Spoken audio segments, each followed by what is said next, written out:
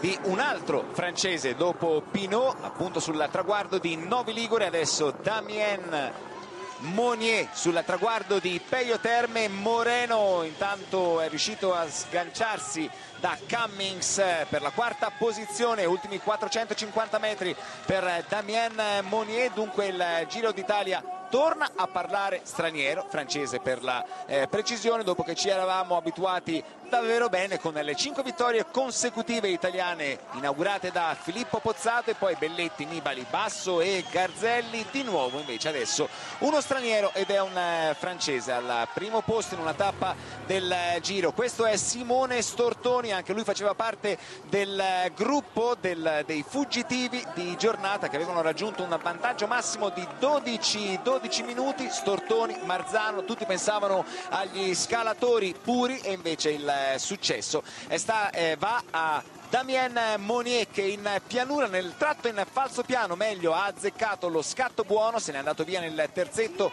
con Ondo e con Kruijswijk, e a -3 è lì che ha piazzato il colpo risolutivo. Si volta per l'ultima volta e può festeggiare la vittoria. Damien Monnier a Peyo Terme. Prima vittoria da professionista dopo 6 anni. Grande soddisfazione, grande sforzo.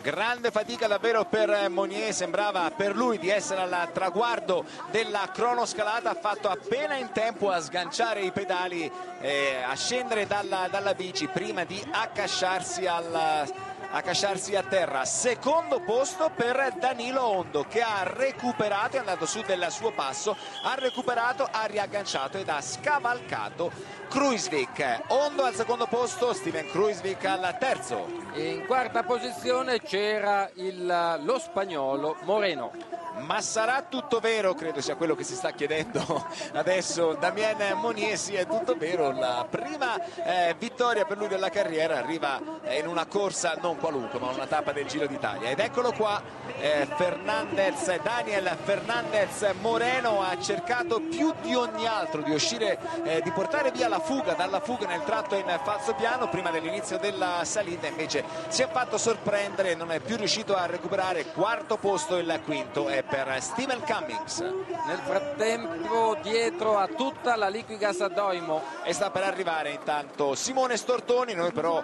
aspettando anche il gruppo della maglia rosa con tutti gli altri big della classifica generale, andiamo ad ascoltare Fabrizio Piacente.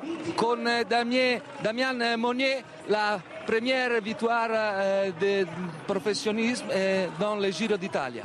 La prima vittoria da professionista proprio al Giro. Première victoire, c'est extraordinaire. È una cosa straordinaria. J'y crois pas encore, quoi. C'est incroyable, quoi.